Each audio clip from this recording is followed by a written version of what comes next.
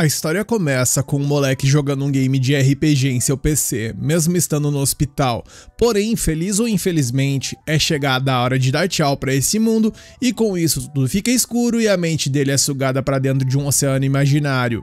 Até que de repente ele simplesmente realiza o sonho de todo otaku e eu me incluo nisso, onde ele acorda numa floresta sentadão num trono de pedra e pra fechar com chave de ouro, uma mulher se aproxima, falando com ele como se estivesse esperando o bonitão acordar e é no momento em que ela sai das sombras que a ficha do moleque cai na hora. Ela era ninguém menos que a Tou Lamacenta, uma elfa que o chamava de rei. O jogo que ele estava jogando no hospital era um simulador de estratégia de fantasia sombria chamado Nações Eternas, e a personagem que ele mais amava, aquela que estava bem na sua frente agora, era essa mesma elfa. Agora, ele não conseguia deixar de se perguntar, será que ele deveria agir como o rei que ela dizia que ele era? Afinal, estava claro que ela ouvia como líder de Minogra. Percebendo a confusão dele, a moça sorri e diz, tá tudo bem, Tacto. Afinal, ele zerou a dificuldade pesadelo utilizando a civilização considerada a mais difícil do jogo, a civilização da ruína, que se chamava Minogra, e por causa disso, Ira Tacto, também conhecido como nosso protagonista, se tornou o jogador lendário no topo do ranking global. A Tou, por sua vez, se lembrava de cada momento que eles jogaram juntos, de como eles conquistaram o mundo lado a lado várias vezes,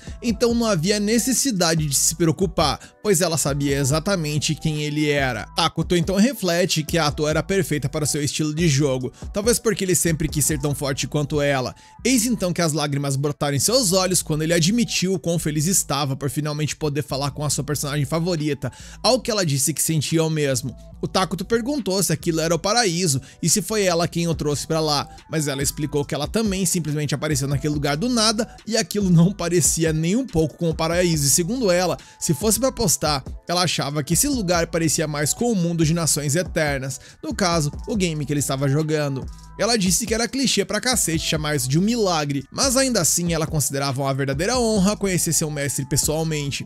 Com isso, a elfa se ajoelhou diante do garoto, pegou a mão dele e o convidou para começar de novo, só os dois construindo um reino próprio. Só que quando a esmola é muito grande, o santo desconfia. Então é bem normal que o nosso mano Tacto estivesse quase fritando sem entender o que estava rolando.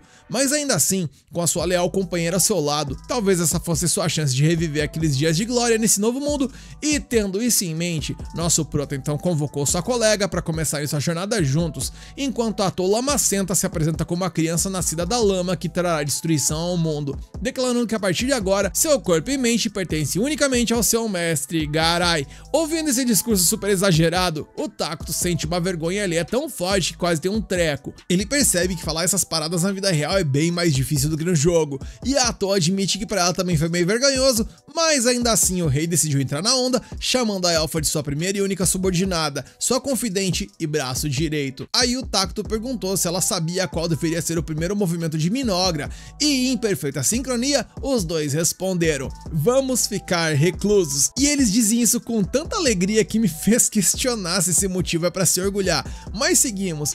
Eis então que o Tacto invoca um batedor utilizando a produção de emergência e sem perder tempo, uma criatura para dizer no mínimo bizarra que é um inseto de pernas longas surge ali do portal, e essa cena tanto o Tacto quanto a Tou acharam meio nojenta. Ainda assim, o Tacto se lembrou que Minogra era uma civilização da moderação que governava o mal e a ruína, então eles precisariam manter isso em mente. Para a Tou, isso significava que eles tinham que fazer de tudo para evitar revelar suas verdadeiras identidades. Eis que o rei da ordem mandando o inseto explorar a área sem ser visto. E vendo o bicho sair, o Tacto percebeu que podia ver através dos olhos dele. Essa summonada custou 100 de mana, deixando ele com mais 100. E para montar a base, o assentamento que servirá como base de operações vai custar mais 20. A Tou já dá o papo que produção de emergência gasta mana pra cacete, então eles deveriam ter cuidado com os gastos. Enquanto o Tacto admitiu que queria muito criar um guerreiro para defendê-los, mas isso provavelmente drenaria toda a sua mana. E falando em combate, a elfa prometeu fazer o seu melhor, ou pelo menos era o que ela queria dizer, se não tivesse tão fraca no momento.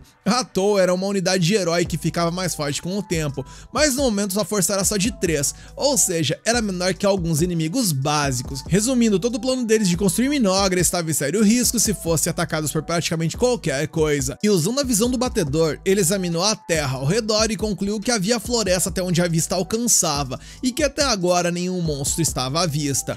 Atou pensava que a floresta era um lugar perfeito para se esconder, mas achou estranho que o inseto de pernas longas não tivesse visto um único animal pelo caminho. E para piorar, nosso prota percebeu que não havia absolutamente nada para comer, e tudo que podia fazer era ficar alerta e esperar que algo aparecesse. Atou então se desculpou por não ser mais útil, mas ele disse que só ter companhia dela já era mais do que suficiente, fazendo os olhos da garota brilhar de alegria. E vendo-a tão comovida, ele pensou consigo mesmo que era difícil notar essas pequenas coisas no jogo, mas a personalidade da Atou era realmente assim. Deixando-se de lado, através dos olhos do batedor, ele então descobriu uma comunidade de elfos negros não muito longe dali e explicou que esse tipo de elfo tende a ser neutro, talvez pendendo um pouco para o mal, o que honestamente para ele era um alívio. Pelo menos isso confirmava que eles realmente estavam no mundo de nações eternas. O problema é que se houvesse outro assentamento de civilização por perto, poderia dar problema e evitar a guerra no início do jogo era crucial. Com isso em mente, a prioridade máxima era encontrar um lugar seguro para se estabelecer, mas antes disso, eles precisavam ficar de olhos nos elfos negros e coletar mais informações. E se as coisas dessem errado, eles teriam que meter o pé dali, e eu me lavei de rir nessa parte, porque enquanto ele filosofa, Atou ficou ali servindo de plateia ambulante, e pelo visto eu vou gostar muito desse anime, porque pelo menos a comédia inicial é bem interessante. E o nosso mano Takuto não é um completo imbecil. Eis que para testar a sorte do nosso prota, um pequeno grupo de elfos negros apareceu diante do trono de pedra onde os dois companheiros de Minogra estavam sentados, e para eles, o nosso mano Takuto era só uma figura sombria e sinistra, uma visão tão aterrorizante que fez até o líder deles, que se chama Dia, suar frio. Convencido de que estava testemunhando o próprio capeta encarnado e sabendo que suas ações poderiam decidir o destino de toda a sua raça, o Dia se recompôs e deu um passo à frente. Curvando-se, ele apresentou seus companheiros como membros do clã Mazaran. Seu nome era Dia Nadiv e ele pediu desculpas por entrar na floresta sem permissão do que parecia ser o mestre daquelas terras. E com uma expressão fria, provavelmente metendo louco no blefe, Atou reconheceu que aquele elfo realmente entendia a gravidade de invadir ali, mas queria saber o motivo. Nisso, Dia explicou que o seu clã vivia em Doradia, mas foram perseguidos e forçados a fugir pela floresta. Ele tentou contar a história toda, mas Atou pressionou para ele ser breve, deixando o Dia cada vez mais ansioso para não cometer nenhum erro que colocasse seu povo em risco. No meio disso, o Takuto comentou sobre como os elfos negros pareciam magros e o Dia admitiu, com o coração pesado, que não tinha encontrado nada para comer por ali. O elfo então se perguntou por que seu clã tinha que sofrer tanto, quando tudo o que eles queriam era apenas um local pacífico para viver. Do nada, o suposto mestre da Floresta Sombria ofereceu a ele um punhado de maçãs e mencionou que elas ficavam deliciosas se eles as cortassem em forma de coelho. Dia nunca tinha visto uma fruta assim e se perguntou se seria rude experimentar uma na hora, mas o resto do grupo estava atorado de fome para ficar cheio de formalidade, então simplesmente morderam as maçãs e sorrisos brotaram no rosto de todos. Porém, isso não foi tudo, pois o tal do Malvadeza Suprema que estava diante deles abriu um portal e distribuiu peras também. Dia se curvou ainda mais, dizendo que havia outros como eles, incluindo crianças pequenas e famintas, e então, em vez de comer agora, ele pediu permissão para levar a fruta para os outros. Takuto ouviu, sentiu pena deles e entregou ainda mais comida, dessa vez com pão e vegetais também. E testemunhando o que parecia ser um milagre, o líder elfo refletiu sobre como os elfos negros sempre foram desprezados. Marcado pelo desprezo, seu povo foi forçado a viver nas sombras e ninguém nunca estendeu a mão para ajudá-los. Oprimido por tanto poder e misericórdia, Dia finalmente ousou perguntar quem era aquele indivíduo sentado no trono. Enquanto isso, de volta ao assentamento dos elfos negros, os que não viajavam faziam o possível para suportar a fome. Então, de repente, o grupo de busca retornou, com o líder sorrindo de orelha a orelha com a melhor notícia possível. Gente, finalmente a fome vai acabar, pois com toda aquela comida, a alegria varreu a vila inteira. E mais tarde, enquanto a comunidade dormia, o líder estava sentado perto de uma fogueira. Nisso, um velho ancião chamado Moltar se aproximou para parabenizar o chefe por seu trabalho,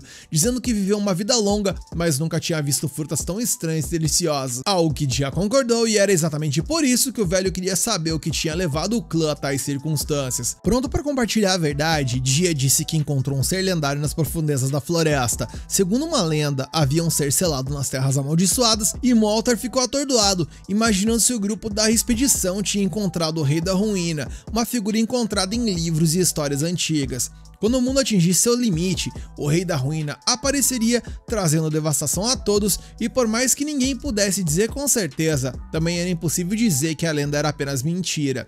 Dia, por sua vez, nunca soube o nome do ser, mas teve de admitir que a aparência assustadora se encaixava perfeitamente no título Rei da Ruína. A entidade era simplesmente além da compreensão, mas pelo menos ele tinha uma serva que podia esclarecer suas palavras. Seja como foi, mesmo sem ter certeza, o Moltar sente que aquilo não é coisa boa, e agora que seu estômago e um pouco da sua mana estão restabelecidos, o ancião pode sentir claramente: essa floresta está longe de ser normal. Ele se pergunta se o dia deu algo à entidade em troca da comida, mas o chefe insiste que não, e o ancião não engole essa, e argumenta que o Rei da Ruína nunca faria uma boa ação sem esperar algo em troca. Mas o dia jura de pé juntos que não houve preço e que parecia genuinamente um ato de misericórdia. Sua graça, como o dia chama, viu a situação desesperadora dos elfos negros e mostrou compaixão, e ouvindo isso, o ancião Moltar fica furioso que o dia se refira ao Rei da Ruína como sua graça, e começa a suspeitar que o líder caiu no feitiço da entidade. É aí que uma discussão começa entre esses dois pilares da comunidade, onde o dia insiste que eles devem o máximo de respeito a alguém que alimentou seu povo.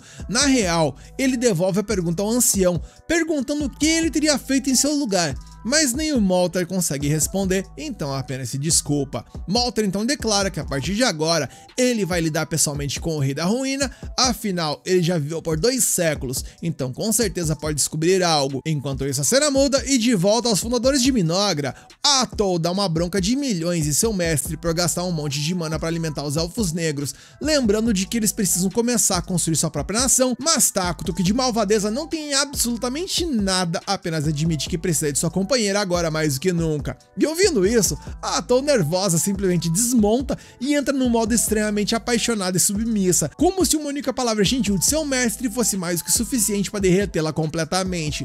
O Takuto, enquanto isso, lamenta que simplesmente não conseguiu se comunicar direito com os elfos negros e que não importava o quanto tentasse, as palavras não saíam. A Atol confessa que achou que ele estava só tentando agir com um mestre misterioso, que odeia papo furado e tals, e que deixa os subordinados resolverem, mas a real, meus amigos, é que o moleque é simplesmente péssimo em comunicação. Ele nunca foi bom na vida anterior com isso, e não era como se ele fosse virar um mestre da oratória do carisma da noite pro dia. Ou seja, ele não ficou calado pra parecer fodão, ele ficou calado porque ele é tímido pra cacete. No dia seguinte, o ancião Moltar pergunta ao jovem líder dos elfos se ele está pronto para voltar ao lugar onde o Rei da Ruína os aguarda. Assim que o elfo concorda, o ancião experiente fica com a pulga atrás da orelha, preocupado com o que aquela entidade poderia querer em troca de ajudar o seu povo. E mesmo que Dia insista que nunca mencionou nenhum tipo de pagamento, o velho elfo sabe muito bem como a banda toca, afinal, seres malignos sempre esperam algum tipo de recompensa. De qualquer forma, ele entende que os elfos negros precisam da ajuda do rei para sobreviver, algo que Dia concorda, apontando que mesmo que eles saíssem da floresta em busca de comida, ainda poderiam voltar de mãos abanando. Falando em sair da floresta, Moltar se lembra de que uma das esperanças deles é de que o clã chegue ao continente negro e encontre um reino onde não sejam caçados, e que talvez essa seja a última chance deles. Com isso dito, ambos os líderes concordam com uma única coisa: o destino de seu povo está em suas mãos. Porém, o que eles não sabem é que o nosso mano Takuto está espreitando toda essa conversa graças ao seu espião. A cena então muda, onde o batedor volta rapidamente para seu mestre para relatar que os elfos negros chegariam em breve. Atol, a serva do nosso prota, já suspeitava que os elfos não conseguiriam carregar toda a comida sozinhos em uma única viagem, e o Takuto, por sua vez, aponta que ter pessoas com culturas e tecnologias diferentes por perto poderia facilmente levar a um conflito. Na real, ele preferia que eles apenas pegassem o resto da comida e dessem o fora o mais rápido possível, porém, a verdade é que ele se preocupa por não conseguir negociar com os elfos por conta do seu problema de comunicação, o que poderia causar um mal entendido do cacete no futuro. E vendo isso, Atol se oferece para cuidar das negociações em nome de seu mestre, o que também serviria para elevar a grandiosidade do rei, e ele aceita e agradece. A cena muda mais uma vez e vemos agora que ao cair da noite, Dia chega diante do Rei da Ruína, acompanhado pelo ancião da tribo, que se apresenta como Moltar Cordal Mazaran. Antes de mais nada, Moltar expressa sua gratidão pela generosidade do rei e então pede a honra de saber seu grande nome. Cautelosamente, Atol olha para o rei, que dá um aceno de aprovação. Entendendo o recado, ela o apresenta como Ira Takuto, Senhor do Apocalipse e governante da ruína, e exige que ele seja tratado da forma mais formal possível, deixando o dia visivelmente impressionado. Atou também se apresenta e Moltar jura gravar ambos os nomes na própria alma de seu povo. Observando em silêncio, Takuto pensa que tudo está indo bem até agora, e após isso Atou então diz aos elfos que pode pegar a comida e ir embora. Moltar então pergunta como ele poderia retribuir ao rei da ruína por sua ajuda, mas a mulher elfa imediatamente dispensa, insistindo que eles nunca poderiam oferecer algo digno da grandiosidade do rei. Além disso, como o clã Mazaran não tem nada valioso o suficiente para corresponder a tal generosidade, Atou interpreta isso como uma atitude suspeita, o que torna a troca tensa. Ela questiona se os elfos estão planejando algo por trás dessa conversa fiada e, sentindo a tensão no ar, Takuto sussurra algumas coisas no ouvido de sua serva. Ela surta, resmungando que esses elfos são péssimos negociadores e que, se não deixarem o rei em paz, só causarão problemas e por isso deveriam ser aniquilados. Elevando a voz, Atou declara que a cabeça deles ficaria perfeita empalada em estacas, e Takuto, enquanto isso, pede para todo mundo se acalmar, imaginando que os Mazaran só querem construir uma relação que beneficie a todos. E levando isso em consideração, então, talvez seja melhor aceitar alguma forma de compensação só para deixá-los mais tranquilos. Com isso, Atou se vira para os elfos negros e anuncia que o rei está disposto a aceitar um símbolo de gratidão por sua caridade. Enquanto o alívio toma conta dos rostos dos Mazaran, Takuto percebe que o ancião devia suspeitar de alguma pegadinha, considerando o alinhamento maligno do rei da ruína, e percebendo essas dicas não ditas, Atou chama o velho de tolo por pensar que Ira Takuto é algum fantasma perverso ou espírito malévolo. E deixando isso de lado, como ela não tem ideia do que pedir em troca, ela pensa por um momento e decide que seria bom ouvir tudo que os elfos negros sabem sobre o mundo além da floresta. Moltar se oferece para compartilhar todo o seu conhecimento, e Atou exige que o clã Mazaran deixe a floresta assim que o pacto for cumprido. Dia fica claramente abalado com essa exigência, e Takuto percebe isso imediatamente, que é muito mais fácil de ler ele do que o próprio ancião. O Moltar admite que nada deixaria seu clã mais feliz do que poder ficar na floresta, mas a Atou não permite. Além disso, se os Mazaran quiserem manter as vidas que foram poupadas, não devem falar sobre o que aconteceu ali. Diante do peso desse ultimato, Dia parece pronto para protestar, mas Moltar o acalma e retoma as negociações, expressando gratidão pela audiência com o rei e concordando com tudo que Atou estabeleceu. Enquanto os elfos negros partem, Takuto se pergunta se isso realmente é a coisa certa a fazer. Afinal, se os Mazaran forem exilados, é provável que desmoronem em algum lugar pelo caminho. Sabendo que o exílio pode muito bem significar a morte, o rei do caos estende a mão e convida os elfos para se tornarem seus súditos. Indignada, Atou pergunta o que diabos o rei está pensando. Ele explica que estava considerando usar o sistema de refugiados. Afinal, os elfos negros não são inerentemente bons ou maus, mas se forem aceitos como refugiados na civilização que Takuto planeja construir, e se as coisas funcionarem como no jogo, os elfos eventualmente se tornariam maus como eles. Atou concorda que é possível que seres de diferentes alinhamentos malignos coexistam, mas aponta que os elfos negros não são nada parecidos com os principais moradores de Minogra, que são os homúnculos, o que poderia criar um atrito. Takuto admite que isso é arriscado, mas pede a Atou para refrescar a memória dela e lembrar como são os homúnculos e se ela conseguiria viver apenas com aquelas criaturas como cidadãos. E ela admitiu que é impossível aturar a feiura e a estupidez deles por toda a eternidade, e que isso iria arrebentar com o psicológico deles. Rapaz, Atou se vira para os Mazaran e anuncia a intenção de seu mestre de em breve fundar uma nação, e se os elfos estiverem dispostos a se tornarem cidadãos, serão protegidos pelo rei e terão a felicidade eterna prometida. Por último, mas não menos importante, Atou joga real. Os elfos negros se tornarão seres malignos de agora em diante e com isso eles são livres para escolher seu próprio destino. Mas adicionando uma nota pessoal, Atou garante que o lado deles é muito mais divertido do que parece. Na próxima cena, enquanto caminha em direção à tribo dos elfos negros, Atou continuava lembrando o Takuto de olhar por onde pisa, já que ele estava descalço. Ela apontou que, embora tenha levado algum tempo, os Mazaran finalmente concordaram em se tornar os cidadãos de Minogra. E mesmo que hesitassem com a ideia de se tornarem maus, no fundo, eles sabiam desde o início que essa era a sua melhor opção.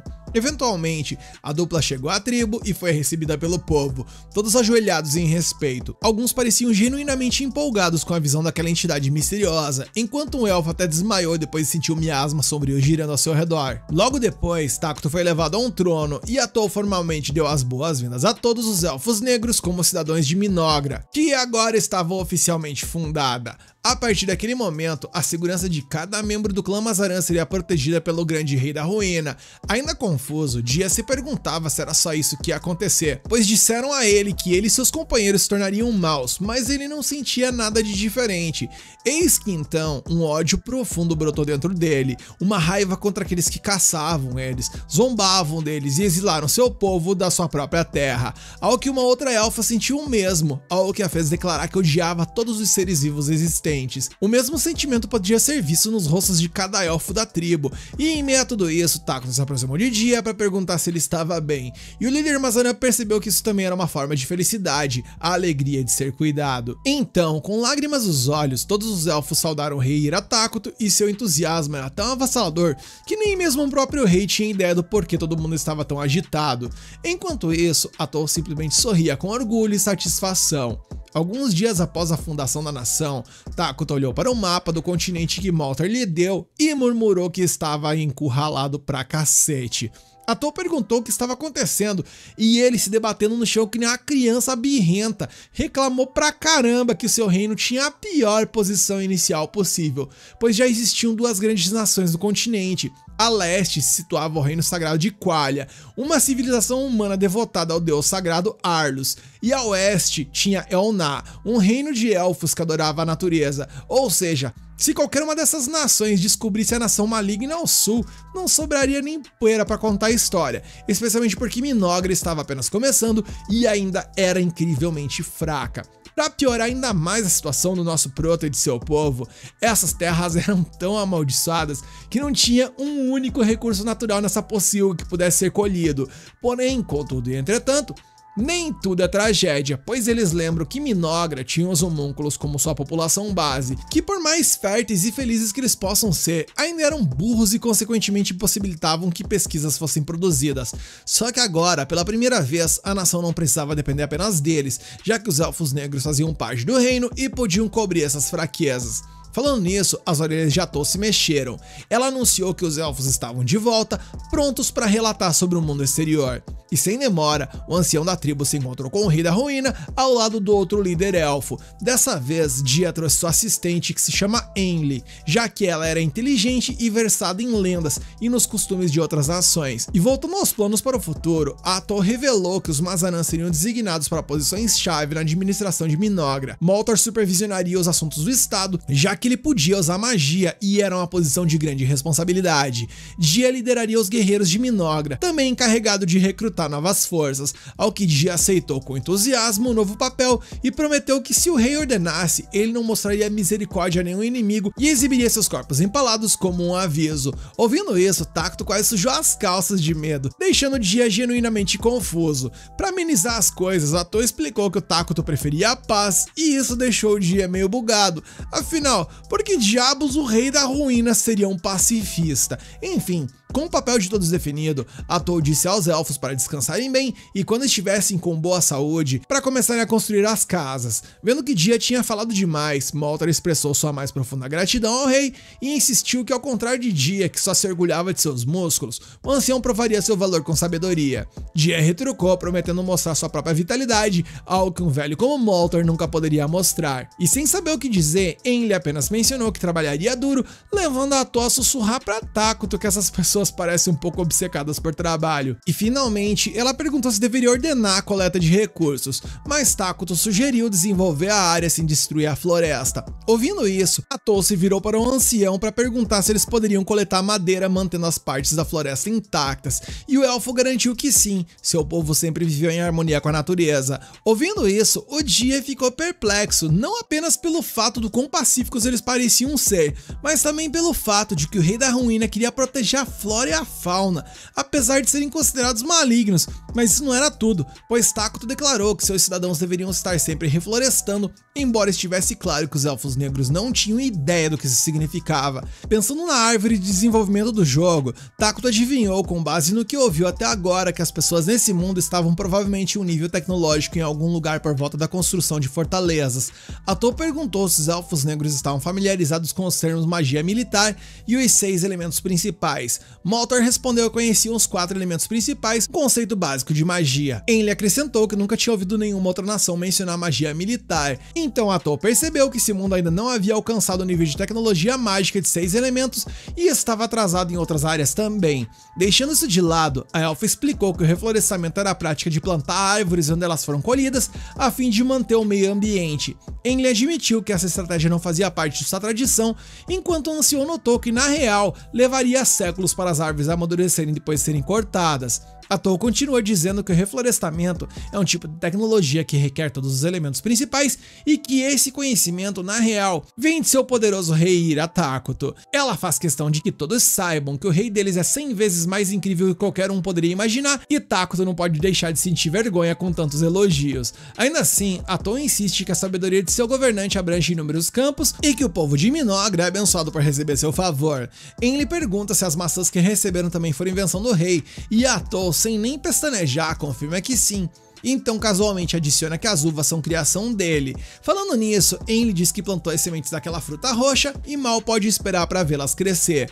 Nesse momento, Takuto percebe que poderia utilizar a produção de emergência para criar coisas que nem existem no jogo, como por exemplo pólvora, metais e óleo. E assim que o rei percebe isso, a nação de Minogra recebe o privilégio divino, a habilidade do governante de produzir qualquer coisa que ele conheça, com o custo de mana variando com base na complexidade do item. A cena muda e agora vemos um grupo de soldados protegendo figuras religiosas em uma região coberta de neve, e um deles comenta que ouviu dizer que a santa possuía um poder especial, embora ele não acreditasse muito nisso, e o outro, no entanto, apenas diz para ele esperar e ver. E assim que ele falou isso, uma horda de goblins ataca o grupo.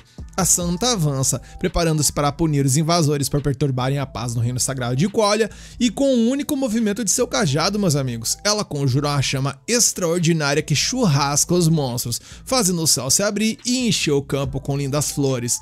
Segundo um oficial, esse poder é a parte da razão pela qual o reino de Qualia consegue manter o mal à distância, pois ela enterra seus inimigos em chamas e os despede com flores. Ela é uma das 7 grandes salvadoras do continente, a Santa Sualina dos Enterros Floridos. Ao lado dela, o cardeal anuncia que já enviou os paladinos para as aldeias próximas e a santa, no entanto, menciona a sinistra profecia do apocalipse nas terras amaldiçoadas, insistindo que paladinos também deveriam ser enviados para lá, mas o cardeal se recusa, dizendo que mostrar qualquer interesse nas terras amaldiçoadas está fora de questão e que o comando central nunca autorizaria tal missão. Mesmo assim, a santa diz que irá investigar, nem que seja por conta própria, levando o homem a lembrá-la de que ela não é mais uma simples garotinha do campo, e vendo que ela não seria convencida de maneira nenhuma a mudar de ideia, ele finalmente concorda em enviar os paladinos sob seu comando pessoal, e com isso resolvido, o cardeal se afasta, resmungando insultos do tipo santa caipira e dali pra cima, enquanto ela permanece focada apenas em salvar o povo daquela região. A cena então muda,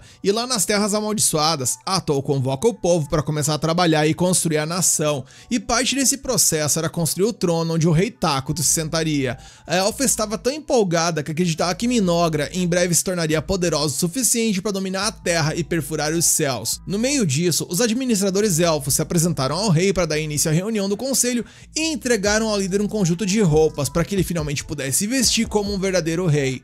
Com isso feito, Atol anunciou que era hora de discutir as políticas internas, embora o Takuto parecesse muito mais interessado em admirar sua nova roupinha e seu trono do que decidir o futuro da nação. Envergonhada, sua assistente decidiu primeiro discutir as coisas entre eles e só consultar o rei em certos pontos-chave. Assim que a reunião começa, o Moltar pergunta quais edifícios devem ser erguidos, e Jie explica que eles já começaram a preparar o terreno. Atol responde que o primeiro projeto será uma instalação de produção de alimentos, afinal, ninguém pode guerrear de estômago vazio, e Moltar se pergunta se o rei não poderia simplesmente utilizar seus poderes para criar ali suprimentos infinitos de comida. A nossa querida Atol fica ofendida com a sugestão de que o líder deles ficasse preso fazendo apenas isso o tempo todo, e além disso, ela aponta que eles ainda teriam que descobrir como distribuir a comida à medida que a nação crescesse.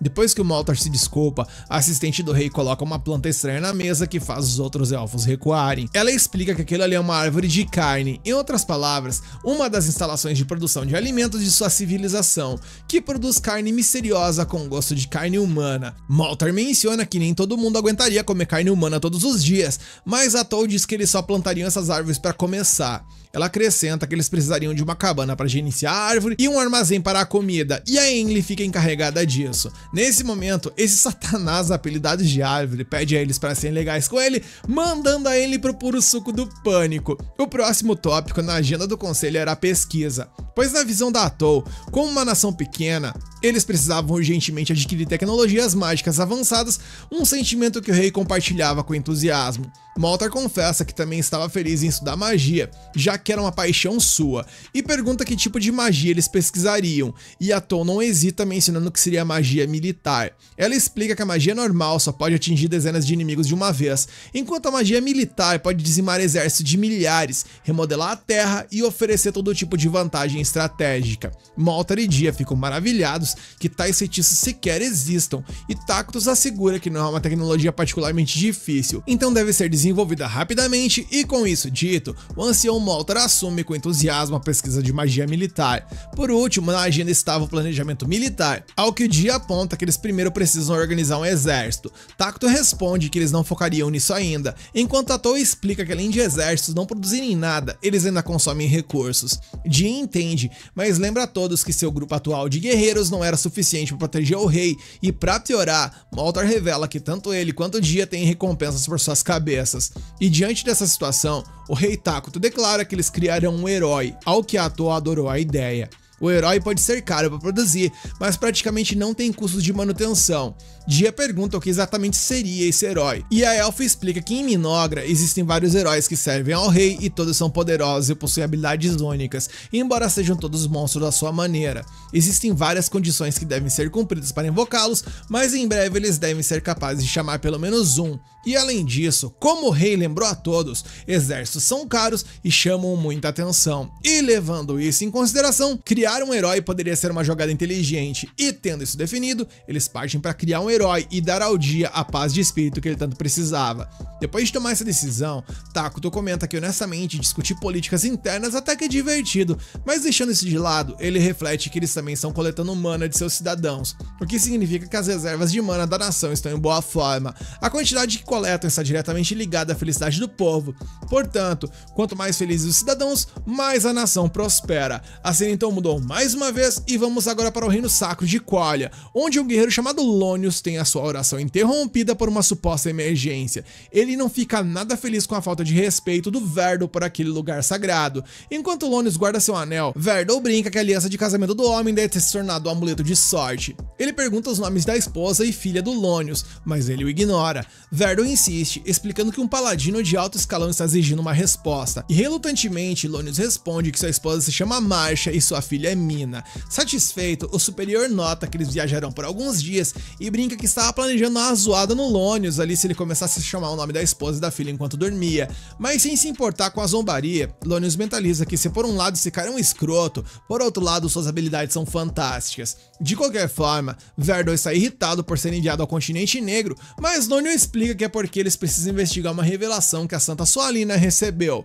Verdle lamenta que a unidade dele seja pequena demais para algo tão delicado, já que são apenas eles dois, e eles foram instruídos a completar o resto da equipe com mercenários. Lonius concorda que é raro eles investigarem fora dessas fronteiras, então claramente deve haver alguma razão pela qual forçaram Verdle a se juntar a ele pouco antes da partida. Ao saírem, a dupla encontra um grupo de soldados que saiu do chefe Lonius e Verdle assume que seu parceiro deve ter contratado esses mercenários, e de repente fica muito mais motivado. Lonius considera que apesar da atitude do Verdle, ele ainda é um paladino de alto escalão, o que definitivamente aumentará as chances de sobrevivência dessa equipe. De volta a Minogra, as coisas parecem estar indo de vento em popa, e Tacitus observa todo o processo se desenrolar, com seus olhos cheios de alegria e esperança. Ele viu sua civilização começando no jogo inúmeras vezes, mas era um jogo, e agora ele pode testemunhar em primeira mão, como se fosse a vida real, e isso é simplesmente incrível. Logo depois, ele e Atoll são levados para Enli para visitar a área residencial da nação, e segundo o guia, os elfos negros são especialistas em construir casas nas copas das árvores,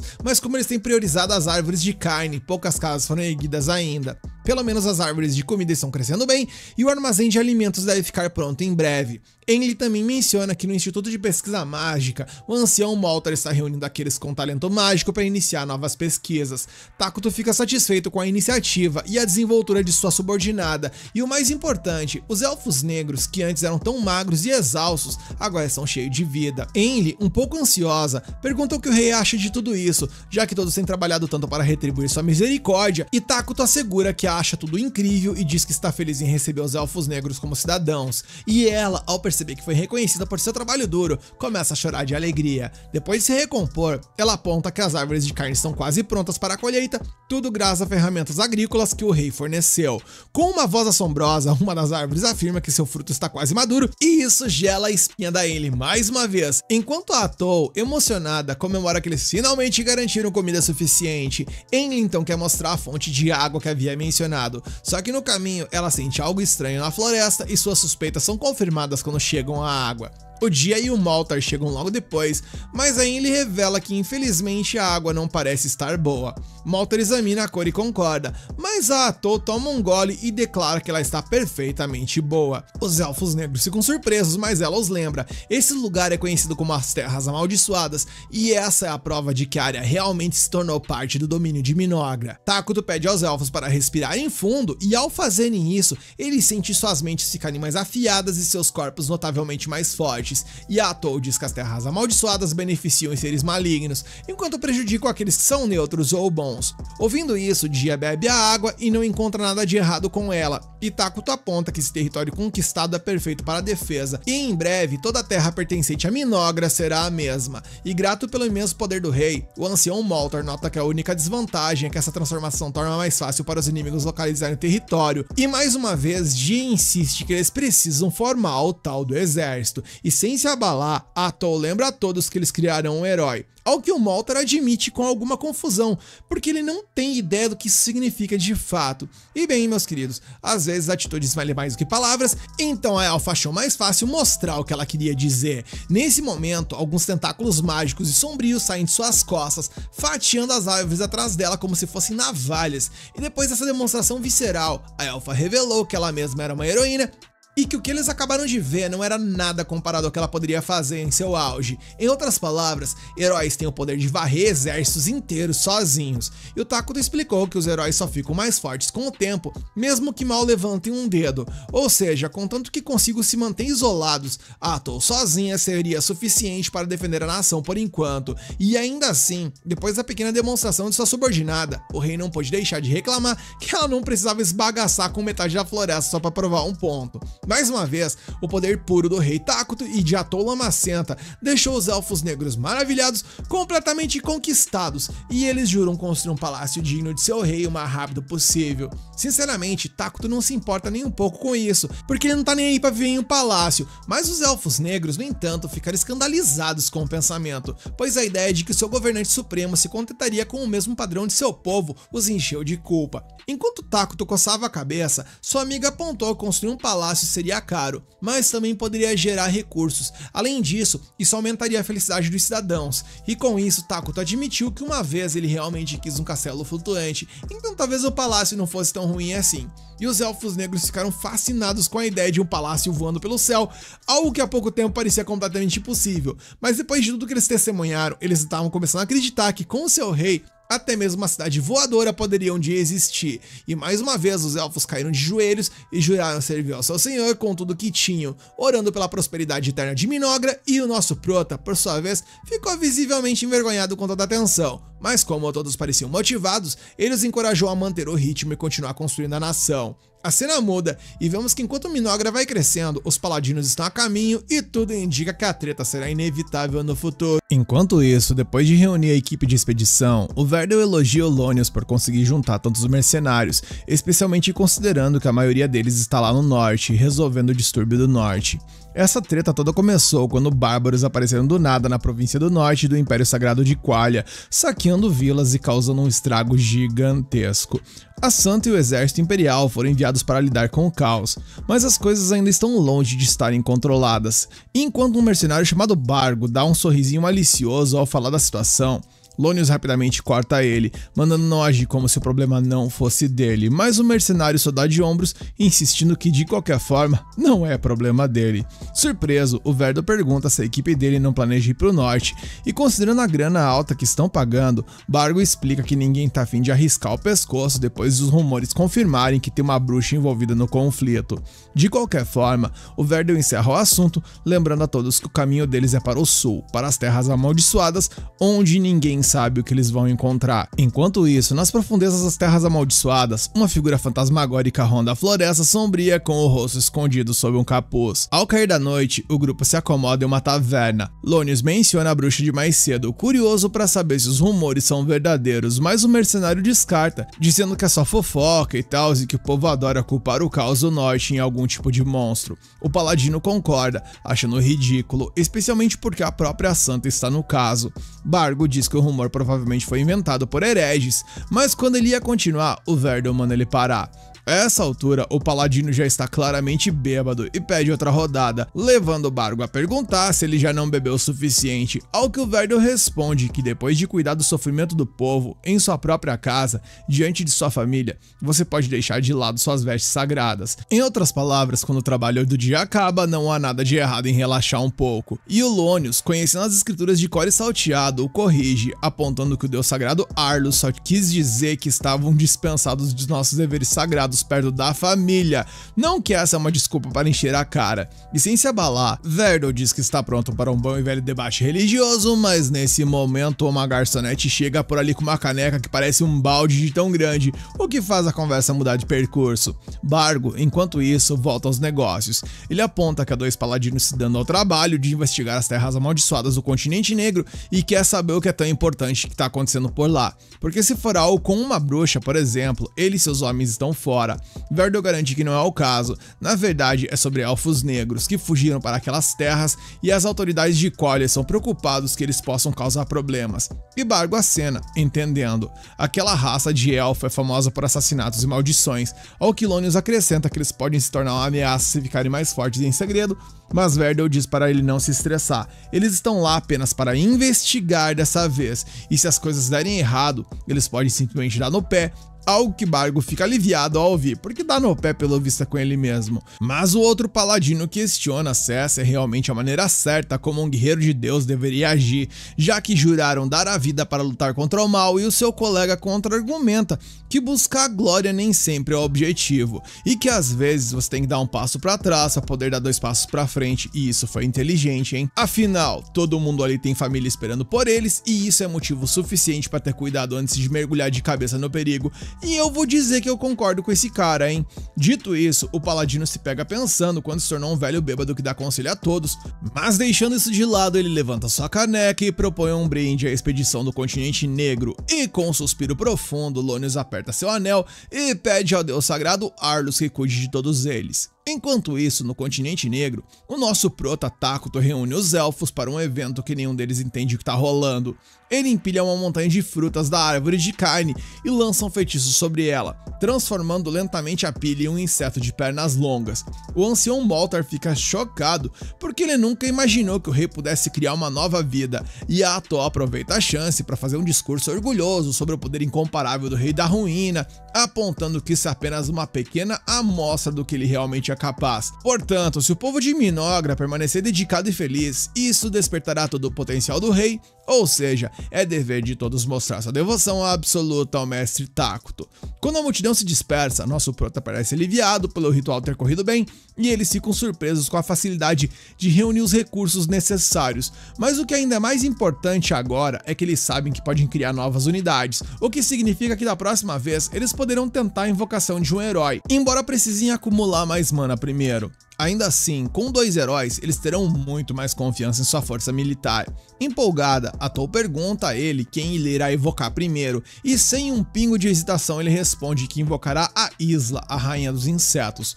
Uma das orgulhosas rainhas de Minogra, capaz de fortalecer todas as unidades de insetos, transformar os insetos de pernas longas em lutadores de linha de frente e produzir larvas para impulsionar a nação. Resumindo, a Isla é inestimável, tanto na batalha quanto nos assuntos domésticos, tornando a heroína perfeita para esse estágio inicial. Deixando isso de lado, e é claramente o problema estratégico mais importante, Takuto lembra que os outros heróis têm personalidades terríveis, e a Atou até concorda, já que o resto é um bando de maníacos egocêntricos e lunáticos depravados, rapaz, cada um deles obcecado pela dominação mundial, e Takuto esclarece que não quer dizer que nunca vai invocar esses tipos.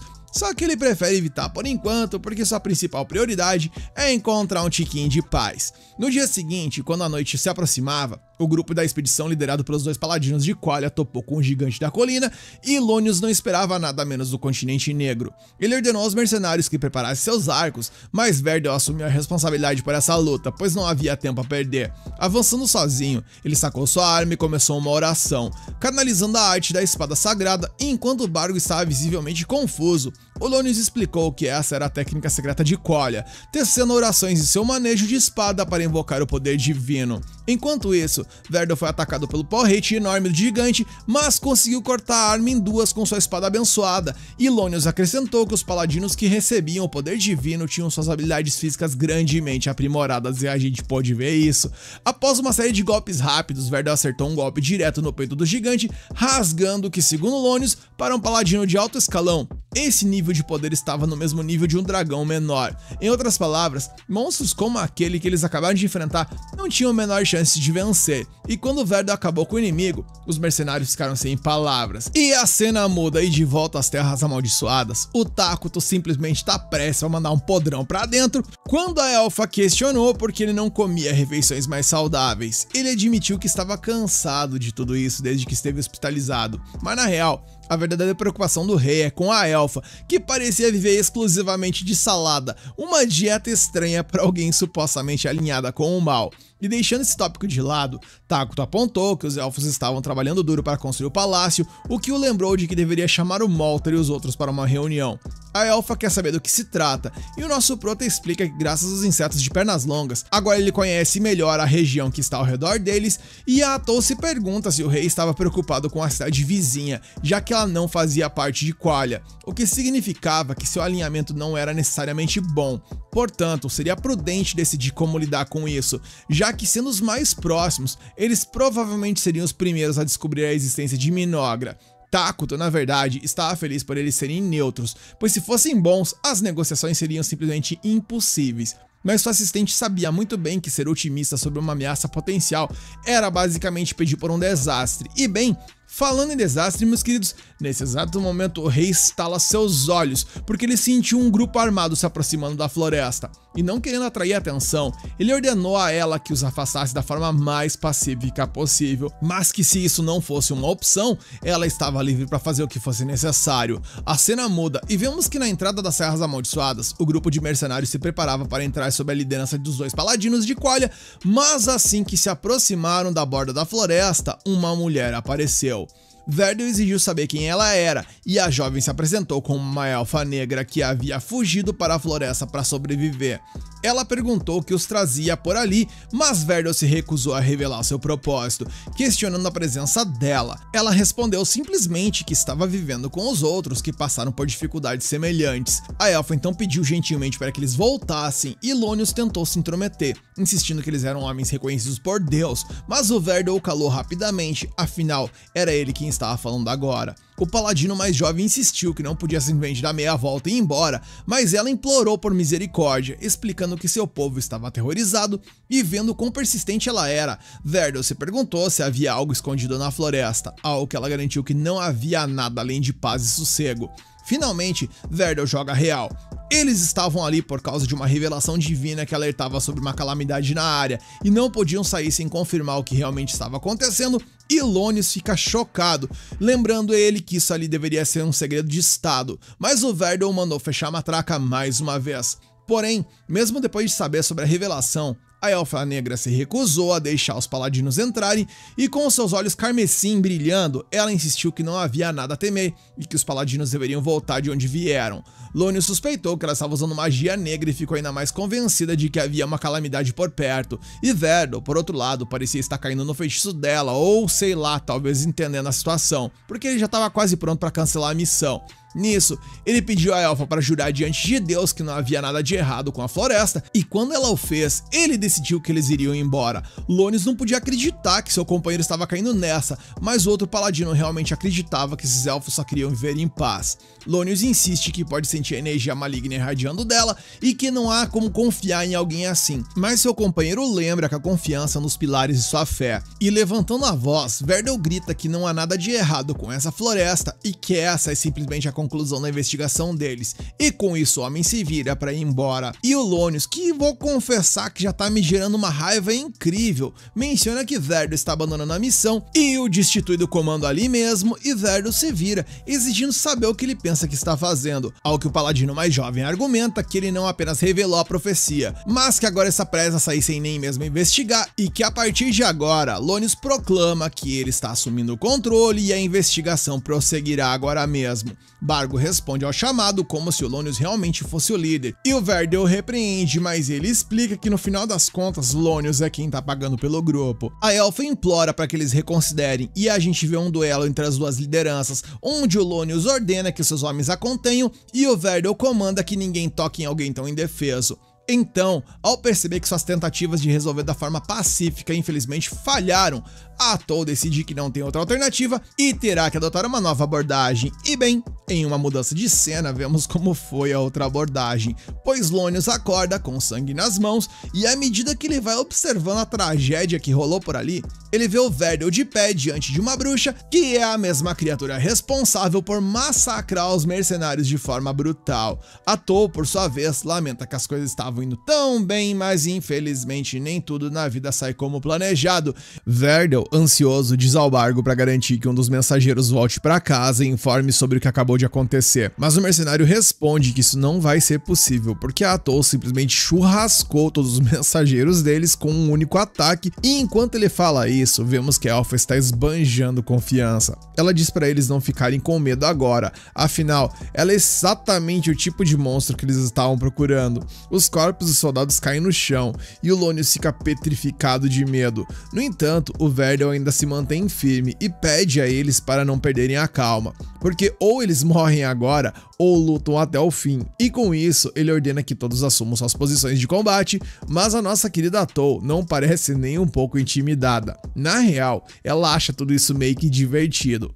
Verdel então ordena que eles disparem as flechas e vemos que uma chuva de projéteis vai de encontro com a Atol, mas ela bloqueia cada uma sem esforço com seus tentáculos, e isso acaba com a moral tanto do Verdel quanto do Lônius e dos outros. Verdel então lamenta que tudo estava indo tão bem, algo que a Atol concorda 100%, mencionando que a culpa no frigir dos ovos é única e exclusivamente do imbecil que tem o cabelo de tigela ali, visto que foi ele quem ficou com aquela papagaiada impositiva e desafiadora. Lônius então questiona sobre o que é uma bruxa como a Atol e do que ela é capaz, e o Verdel admite que foi instruído a manter essa informação confidencial, mas como ele acha que todo mundo vai de vala de qualquer jeito, então não vai fazer tanta diferença.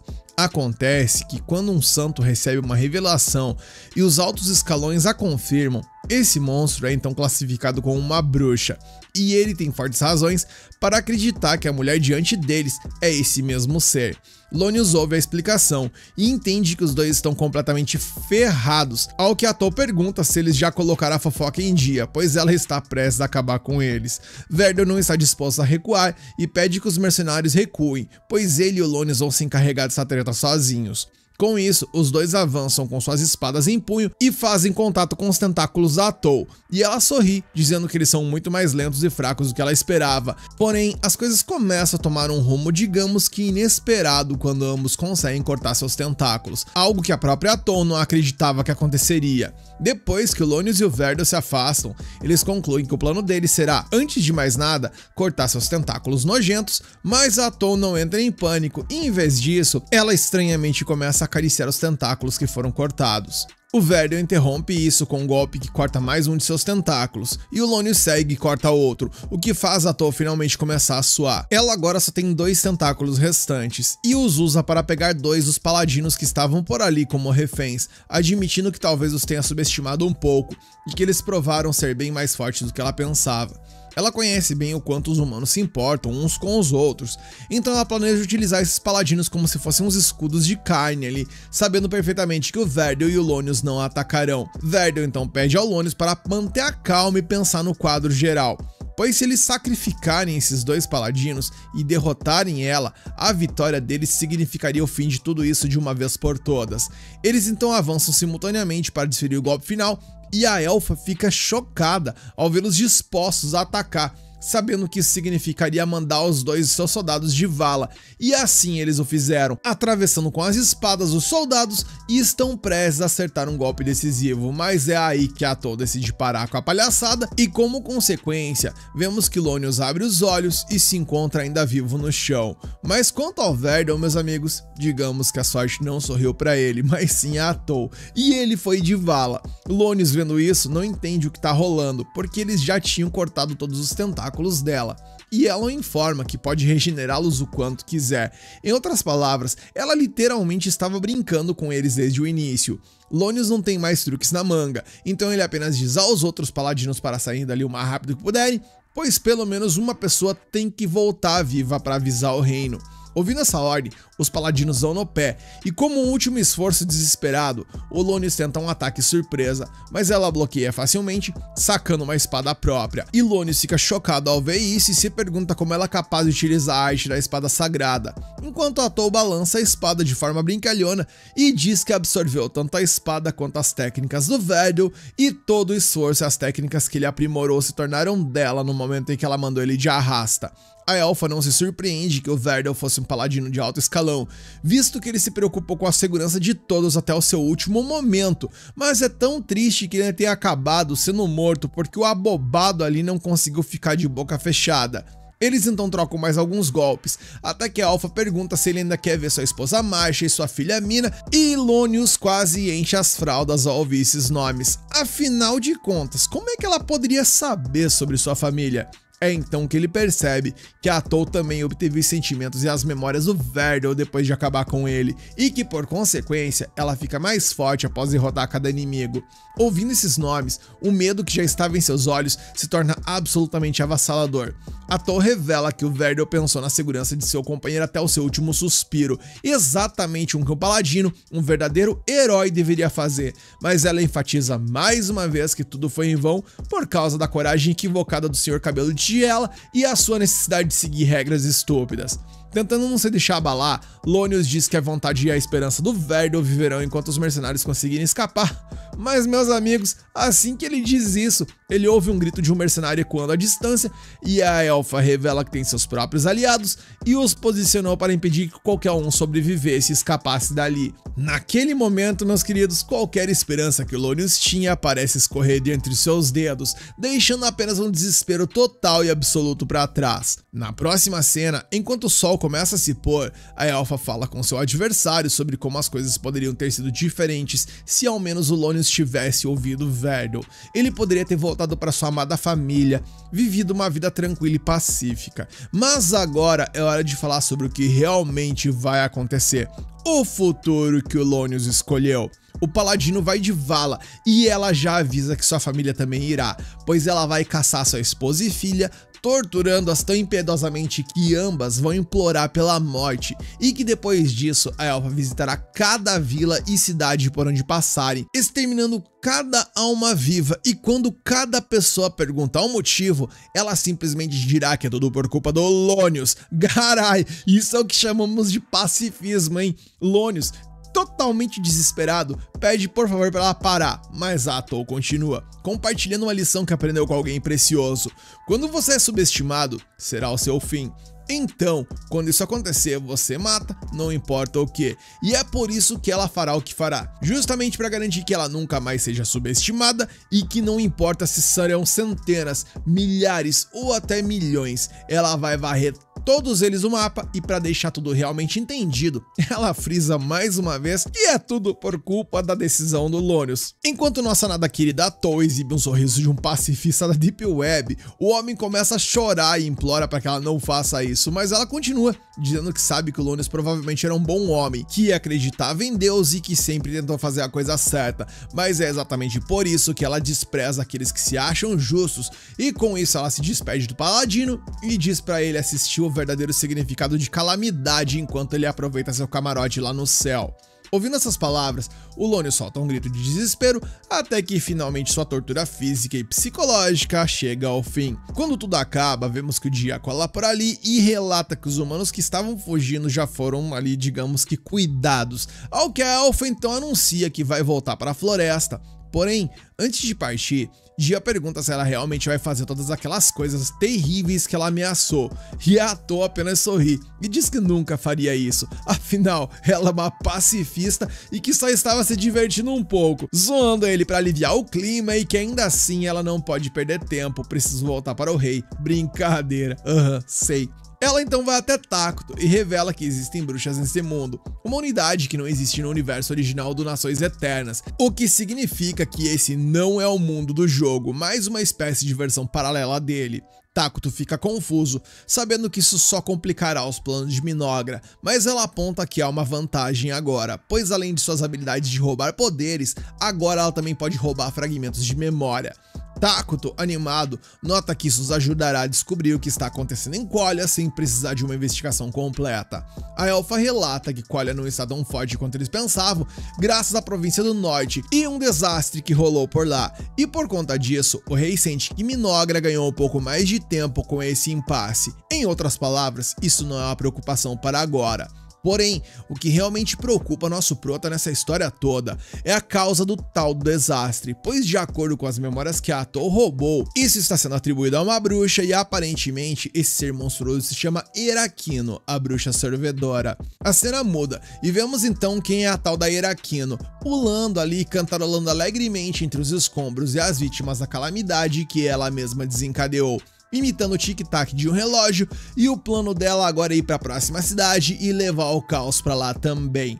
Voltamos então a Minogra, e Takuto teoriza que essa bruxa talvez tenha vindo para esse mundo da mesma forma que eles, mas deixando os achismos de lado, eles precisam focar no aqui e no agora, ou seja, se preparar e se fortalecer, pois levando em consideração que essa bruxa é uma unidade de herói, Takuto inicialmente tinha pensado em invocar a Isla, porém, levando em consideração que ela é uma unidade mais adequada para a produção de recursos do que combate, e compreendendo que o cenário mudou com essa informação que eles obtiveram, o rei está considerando invocar outro herói, que seja suficiente para fazer frente à bruxa.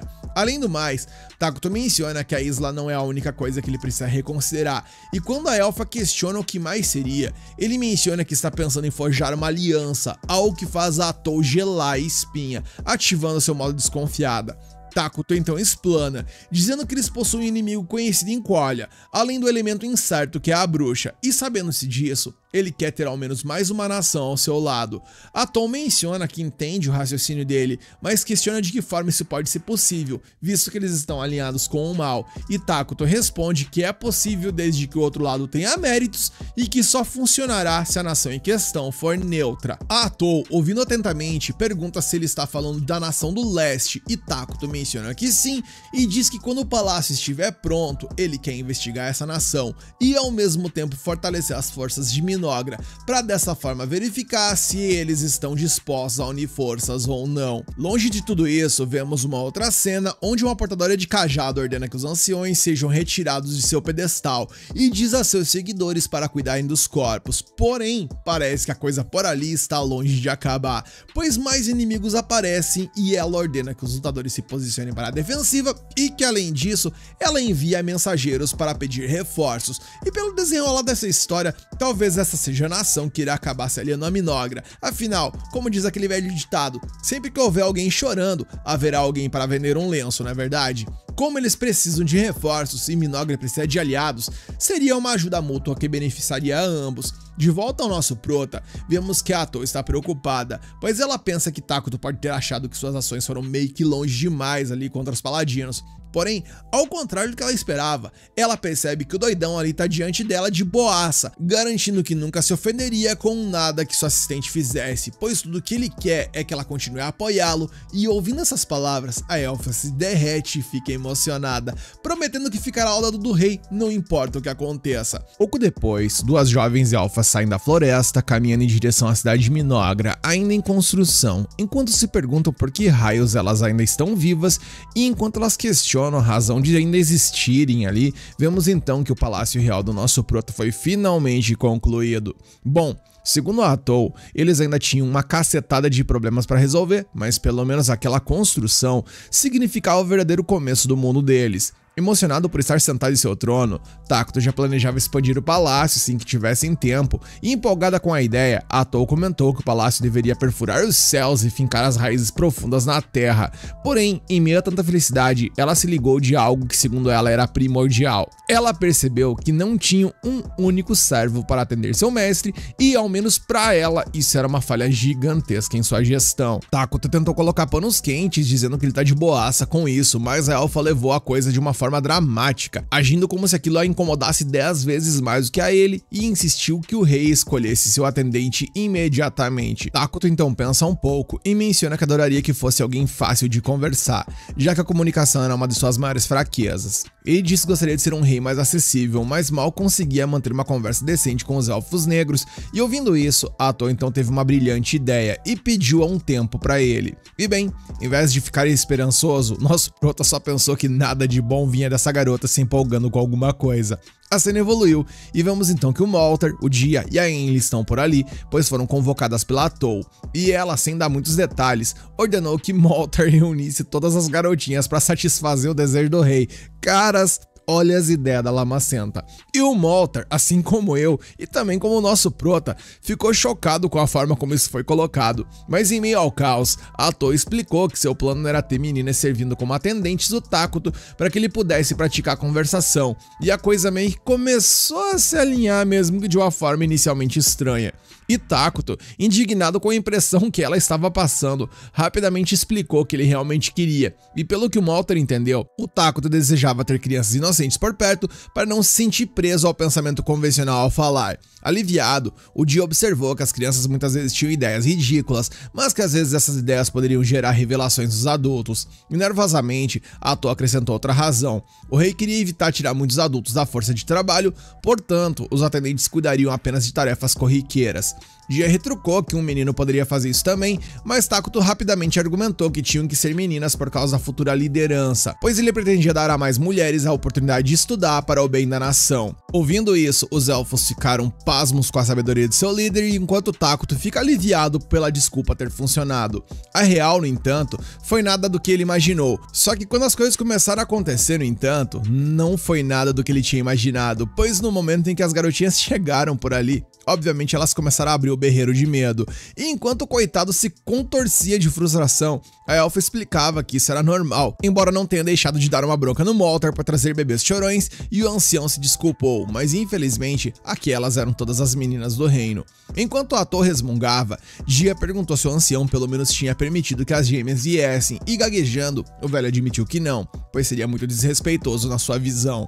Atou, ouvindo isso, quis saber o porquê, e o Molter explicou que havia um par de gêmeas órfãs que eram bem comportadas, mas ele acreditava que não eram adequadas para servir ao rei. Sem querer entrar em detalhes e de saco cheio do choro, Atou ordenou que trouxesse as gêmeas de qualquer maneira, e Dia então mencionou que já havia antecipado isso, pois ao contrário do ancião, ele era um jovem esperto que sempre pensava 2 passos à frente para a alegria do rei. E assim, as gêmeas foram trazidas ao Takuto e imediatamente a mais nova, de cabelo curto, se apresentou educadamente como Caria Elfur, enquanto a mais velha se chamava Maria.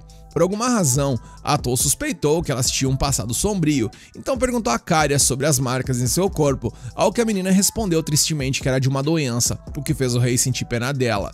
Curiosamente, Caria acreditava que merecia aquilo, e o ancião interveio para esclarecer que eram cicatrizes deixadas por uma praga. A elfa então perguntou sobre o passado da irmã mais velha, e a Caria revelou que algo cruel havia acontecido com ela, e nesse momento a própria Maria explicou, dizendo que ela rangou a sua própria mãe. E cacete, o episódio já tá trazendo uns tópicos bem pesados, vocês não acham? Tanta verdade que a declaração chocante dela fez a Atou exigir respostas do ancião, e ele explicou que a mãe delas era uma mulher orgulhosa e que o clã nunca esqueceria o sacrifício que ela fez por todos, e com aquelas palavras, nosso prota se ligou no que aconteceu.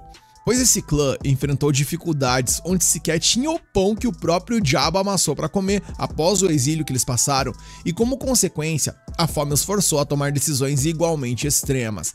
De repente, Maria se adiantou e observou que o rei não parecia ter a cor que possui, e o nosso prota perguntou o que ela queria dizer, mas nem a própria menina sabia explicar. Independentemente disso, o soberano perguntou se ela estava disposta a cuidar dele e ela respondeu que sim. E com isso, o rei da ruína declarou que a partir daquele dia, Maria Elfur era uma candidata à liderança em Minogra, e a Atô ficou espantada que o rei estava tendo uma conversa tão normal com uma garotinha. E o rei perguntava a Caria se ela não estava com medo, ao que ela respondeu que seu dever era estar ao lado de sua irmã mais velha. Naquela noite, o Moltar voltou ao palácio para compartilhar algo que julgava importante, mencionando que as gêmeas não haviam chorado nenhuma única gota de lágrima desde que perderam a mãe, e com corações tão fechados, o ancião pediu ao rei que tratasse elas com paciência e compaixão. Alguns dias depois, as duas já estavam trabalhando duro, e numa certa manhã, a Maria derramou um copo de água no Tacto, e a Caria correu para secá-lo. A cena então mudou e vamos então para uma reunião, onde a Atô iniciou a discussão sobre assuntos domésticos.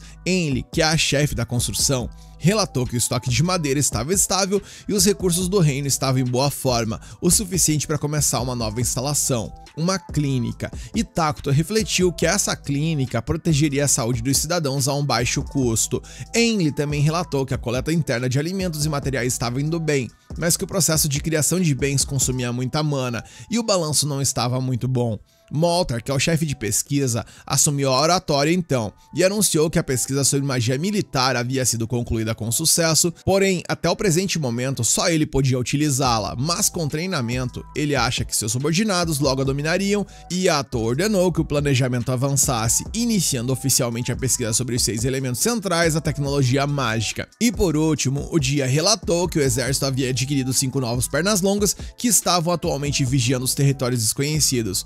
O objetivo era permanecer discreto, então investigações ousadas estavam fora de questão. Após isso, Atô também anunciou a eles a produção de uma nova heroína para a Minogra, que se chama Isla, a Rainha dos Insetos, e o nome deixou os elfos negros desconfortáveis, mas a Lamacenta ignorou suas preocupações. E bem, algumas horas depois, com todo mundo fantasiado de bagaço ali, destruído pela reunião, a reunião finalmente terminou e o rei decretou que tudo o que foi acordado deveria começar imediatamente. Ao sair da reunião, Maria acidentalmente esbarrou no rei, derrubando uma pilha de papéis que carregava, e enquanto as irmãs juntavam os papéis, elas acabaram rasgando uma folha ao pegá-la ao mesmo tempo, e ao ver isso, Tacto novamente mostrou paciência, garantindo que estava tudo bem. Enquanto ele se sentava no trono, a Maria de repente perguntou se ele realmente era uma pessoa má, ao que ele respondeu que seu alinhamento era, de fato, mau. Ouvindo isso, ela o pressionou sobre por que ele ainda não as tinha castigado. Horrorizada, a Caria se apressou em explicar que a irmã mais velha só queria entender porque o líder lhe mostrava tanta misericórdia, pois segundo ela, a Maria estava chateada que alguém mau pudesse ser tão gentil. Diante da confusão dela sobre esses conceitos, nosso prota tentou esclarecer, dizendo que uma pessoa boa só pode fazer o que é certo. No entanto, a beleza de ser mal é que não é necessário praticar apenas a maldade, mas sim poder fazer o que quiser, seja bom ou ruim. Ele continua e diz que ser mal significava ser egoísta o suficiente para ser livre para seguir seu próprio senso de certo, sem se importar com o que os outros pensam. Ou seja, a gentileza no caso dele não é uma imposição social, mas uma escolha. Caria gritou que isso não era justo, enquanto a Maria perguntou se ele não seria punido por isso, ao que ele respondeu que se matasse a pessoa boa que viesse puni-lo primeiro, então não, ele não seria. Ele então perguntou se os erros delas até agora tinham sido intencionais e elas admitiram que sim. E quando ele perguntou se temiam a morte, elas assentiram, e ele concluiu que elas não conseguiam se perdoar por terem sobrevivido ao custo da vida de sua mãe, e por isso buscavam uma redenção na morte. Considerando isso, ele explicou que elas estão vivas porque o amor de sua mãe triunfou sobre o destino e reconhece o quão dolorosa foi a escolha dela, mas foi isso que deu às duas meninas a chance de ainda estarem aqui, e por isso elas deveriam ter orgulho disso, e em troca do sacrifício de sua mãe baseado em seu amor, elas deveriam viver suas vidas como quisessem para que pudessem orgulhar a sua mãe que lhes permitiu viver. E ouvindo isso, com atenção, as duas se entregaram e começaram a chorar sem parar. Algum tempo depois, Atou chega para informar ao rei que a cidade que eles estavam investigando se chama Dragontan, que faz parte de Forgal, um país neutro habitado por humanos e pessoas fera. Ela relata que a cidade possui uma mina de veia de dragão, e isso é uma poderosa fonte de mana que, se possível, deveria ser controlada por Minogra. No momento, ela relata que Dragontan está em um alerta máximo devido a ataques de goblins e ogros, ou seja, se Minogra acolhesse os refugiados de guerra, essa seria uma ótima oportunidade tanto para aumentar sua população, quanto para ganhar influência na região. E com isso em mente, nosso mano Takuto ordena que os diplomatas sejam enviados para Forngal imediatamente. Algum tempo depois, Atou e sua delegação encontram uma delegação de Dragontan, e a aura sombria deles causa arrepio nos locais. Apavorado, um dos guerreiros ao lado de Tonukapoli quase perde o controle, até que a líder rapidamente ordena que seus homens controlem seus instintos. Atou manda seus subordinados recuarem e ficar em alerta, enquanto o enviado de Dragontan fica cada vez mais tenso com a atmosfera pesada que se instala no ar.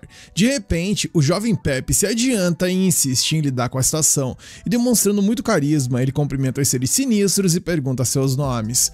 Atou rapidamente esconde seus tentáculos, enquanto Tonukapoli queima de raiva com a ousadia do moleque. Assim que os ânimos se acalmam, a elfa caminha ao lado da mulher vaca na floresta, surpresa ao saber que ela também procurou uma audiência com o rei da ruína, especialmente porque Minogra tinha acabado de enviar uma delegação para Dragontan. Pepe confirma que foi exatamente por isso que eles trombaram um com o outro por acaso no caminho, e demonstrando muita empolgação, ele começa a contar as histórias de suas aventuras para chegar até ali. Tonukapoli nesse momento então pede desculpas pelo tagarela, enquanto Atou muda de assunto, perguntando se estava tudo bem para eles deixarem seus soldados para trás, e ela explica que sim, pois o miasma dos elfos negros é forte demais para seus homens suportarem, então ela ordenou que esperassem do lado de fora. No entanto, o que ela não revela é o verdadeiro motivo. Eles estão prestes a encontrar com o próprio rei e ninguém sabe o que esperar desse cara, ou seja, todo cuidado é pouco. Horas depois, diante do temido governante de Minogra, a Tonukapoli aperta seu cajado com força, pois a aura que irradia desse ser é tão avassaladora que ela mal consegue compreender a verdadeira extensão de seu poder. E com tal presença agora pairando perto de sua cidade, a líder de Dragontan lamenta amargamente uma escolha que se voltou contra ela, no caso, ter trazido Pepe. Mas antes de tudo isso começar, muito antes de encontrar a delegação de Minogra, temos um flashback e vemos então que o Pepe havia derrotado um gigante usando sua magia de braço planta, declarando orgulhosamente que a área estava segura. Enquanto ele estava por ali exigindo ainda mais aplausos, o gigante se libertou de sua prisão de folhas e atacou novamente, fazendo com que a Tonukapoli então combinasse sua magia de braço planta com seu feitiço de pântano, apertando as amarras do gigante. E com o inimigo totalmente domado, por assim dizer, a feiticeira ordenou que os guerreiros finalizassem. Após a batalha, ela quebrou o cajado na cabeça do Pepe quando ele ousou chamá-la de vovó. Afinal, ela ainda era uma jovem senhora com apenas 240 anos, rapaz. Além disso, como o único jovem na cidade empunhar um cajado, o jovem deveria agir como um líder em vez de um pateta. Pra ser sincera, a maga experiente se preocupa com o futuro dele, especialmente agora que estavam prestes a se aventurar nas terras amaldiçoadas.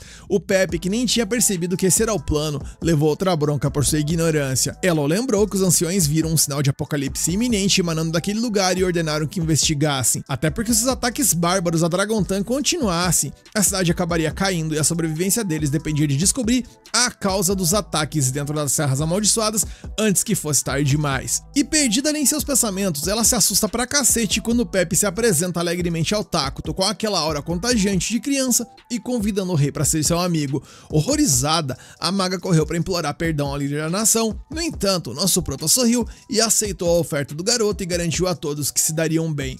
Atou Lamacenta, que até então usava uma expressão severa, bateu palmas junto com os elfos negros para celebrar a primeira amizade de seu rei, e para marcar a ocasião, um banquete foi realizado. A Tonukapoli, ao provar uma bebida, ficou encantada com um sabor único. Vendo sua expressão de deleite, Atou proclamou orgulhosamente que sua nação produzia a bebida mais deliciosa do mundo. A mulher vaca admitiu que nunca esperou provar algo tão maravilhoso ali.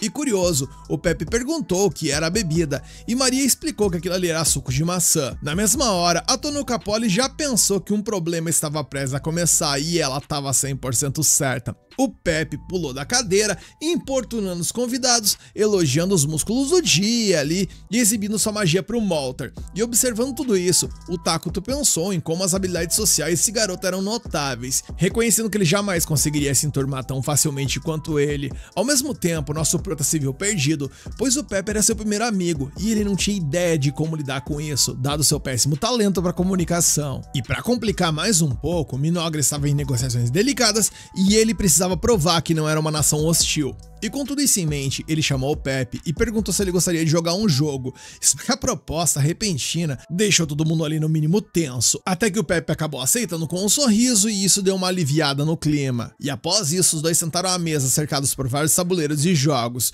O rei parecia encantado com a companhia de uma criança, até que o Pepe elogiou o suco de maçã, os jogos divertidos e declarou que estava feliz por ter vindo. Na verdade, ele até sugeriu que vendessem o suco para o seu país e tal, pois tinha certeza que eles iriam gostar. Enquanto a Tonuka Poli quase arrancava os cabelos que ela nem tinha de raiva, o Takuto reconheceu que ali havia uma boa oportunidade. No final, depois do banquete, o Pepe se encheu até não poder mais, apenas para levar outro golpe na cabeça de sua compatriota por ficar um pouco convencido demais. A Toa então perguntou à mulher por que eles vieram para Minogra, uma pergunta que mais uma vez aumentou a tensão. Um pouco hesitante, ela admitiu que seu país vinha sendo atacado por bárbaros. A elfa observou que isso era incomum, mas a Tonuka Poli explicou que como os ataques estavam acontecendo em grande escala, sua nação decidiu investigar. O Takuto perguntou se Dragontan carecia de poder militar, e a pergunta deixou a Tonuka Poli ainda mais ansiosa. Ela rapidamente garantiu que eram capazes de repelir a ameaça, mas enfatizou que a prevenção era sempre o melhor remédio. Foi então que o Pepe soltou a língua, questionando se eles não tinham vindo ali para investigar e encontrar uma maneira de não ser esbagaçado pelos inimigos, e o comentário fez a Tonuka Poli quase desencarnar de nervoso, e a Toa apenas se compadeceu, pois ela entende as aleatoriedades dos cabeças de vento. A Lamacenta então a tranquilizou, dizendo que Minogra não tinha intenção de prejudicar Forngal. E com um sorriso inocente, a elfa admitiu que Minogra era um domínio do mal que amava a paz, isso é no mínimo contraditório, e que além disso, se Dragontan caísse, Minogra certamente seria o próximo alvo da Horda. Em outras palavras, o assunto lhes dizia respeito diretamente. Ansiosa por ajuda militar, a Tonuka Poli refletiu que a disposição de Minogra em ajudar provavelmente tinha a ver com a mina de veia de dragão, mas com a existência de sua cidade em jogo, tudo que ela podia fazer era entrar na dança. O Takuto respondeu que amigos deveriam ajudar uns aos outros, e como a gafe do Pepe colocou a Dragontan em uma posição delicada, a Tonuka Poli perguntou o que eles iriam querer em troca. A Toa imediatamente mencionou justamente aquilo que ela pensava, a mina, o que deixou a mulher vaca visivelmente abalada. A elfa esclareceu que Minogra não tinha problemas em administrar a mina em conjunto com Dragontan, mas queria, se possível, o direito de escolher em qual elemento a energia bruta seria convertida. Tonuka Poli apontou que essa era uma tecnologia que levaria pelo menos mais 10 anos para ser desenvolvida, mas se eles mencionaram, bem, talvez Minogra já tivesse conseguido esse avanço. Diante dessa reviravolta, a porta-voz de Dragontan declarou que o Pepe era um idiota, provavelmente o maior idiota que Forngal já viu. Mas mesmo assim, ele ainda era o futuro daquela nação, e o Pepe tinha um dom especial, ele podia sentir a natureza das pessoas, e por conta disso, ela o incentivou a tomar a decisão. E sorrindo, o moleque simplesmente declarou que o que ele mais queria era a amizade entre Minogra e Forngal. Na cena seguinte, os líderes de Minogra se reuniram para revisar os acordos. A Enli lembrou que concordaram em exportar provisões e brinquedos em troca de necessidades diárias e produtos de metal, e para o Moltar, foi um alívio garantir esses itens sem depender do rei. A Toa comentou que o maior prêmio de todos foi o acesso à mina da veia de dragão. O ancião observou que eles ganharam uma vantagem graças à bola fora do moleque, embora no fundo pensasse que se não fosse pelo garoto, a amizade entre as duas nações talvez nunca tivesse surgido tão facilmente. O rei da ruína até se perguntou se a criança havia revelado a fraqueza de Dragontan de propósito ou não. Mas voltando ao assunto, a Toa levantou a questão das futuras relações, e como ninguém sabia nada sobre Forngal, Moltar insistiu que aprender seus costumes seria crucial. O problema era que a capital deles, Lua Crescente, era muito longe, e por conta disso isso teria que esperar. O Taco então ordenou que a ajuda a Dragontan fosse priorizada, enquanto Moltar os lembrou de que precisariam de algum pretexto formal para entrar em outra nação. O conselho sugeriu enviar a Maria e a Caria, que ainda não tinham cargos oficiais, mas eram de profunda confiança. O Takuto obviamente se preocupou, mas o Moltar lembrou que ambas estavam sendo treinadas como futuras líderes, então essa seria a sua primeira chance de ganhar experiência real. Mesmo assim, quando o rei ainda mostrou preocupação, Atou se ofereceu para acompanhá-las, só que o Moltar argumentou que isso não era sábio, já que ela era a pessoa mais próxima do Takuto, e ouvindo essas palavras, a jovem elfa ficou encantada. No final, a Kariya se lembra de algo que o Takuto lhes disse uma vez: elas são livres. Pensando na liberdade que tem, as duas decidem que querem ser úteis ao seu mestre. Em outras palavras, elas estão dispostas a correr qualquer riscos que as aguardem em Fornigaunt. Depois de muita insistência das meninas, o Takuto finalmente cede e a Atou ficou chocada e até com um pouco de ciúmes do fato de que ele cedeu aos apelos manhosos de outras pessoas.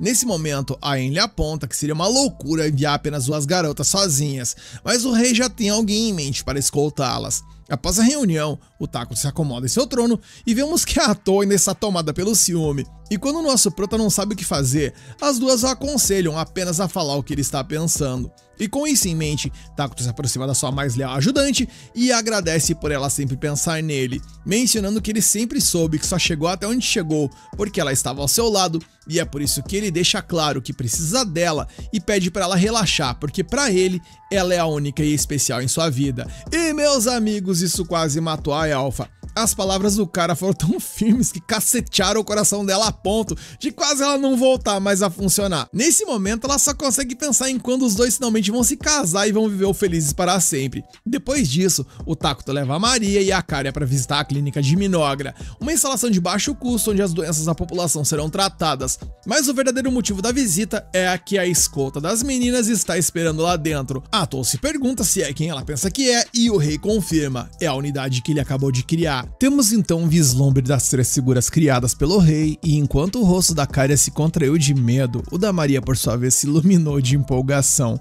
No entanto, apesar da aparência sinistra, o trio se comportava de uma forma toda empolgada e com muito entusiasmo pela chance de conhecer o rei Takuto. A alegria deles era tão contagiante que a Atou até deu sua aprovação, e o rei explicou que os havia criado com uma precaução, para estar pronto para o pior. Ainda assim, a Kariya, desconfortável, perguntou quem eles eram, e o nosso prota respondeu que eles eram médicos de combate, ou seja, curandeiros capazes não apenas de tratar feridas e doenças, mas também de partir para a trocação e proteger as duas jovens elfas. Em nome do rei, a Atou anunciou então que os médicos acompanhariam a Maria e a Kariya a Dragontan, e que estavam encarregados de defendê-las, bem como de observar a cultura e o estado atual daquelas terras, e a menção de uma missão tão humana deixou o trio ainda mais animado. O comportamento bizarro deles deixou as elfas perplexas, umas pra bom e outras pra nem tanto, mas os médicos juraram que eles eram seres humanos exemplares, nascidos para tarefas como essas. E a espontaneidade dos malucos era tão intensa que vemos que a Maria correu pra cumprimentá-los como se fossem velhos amigos, e pausa pra falar sobre esse momento meio tokusatsu deles ali com a Maria no meio. Eu me lavei de rir.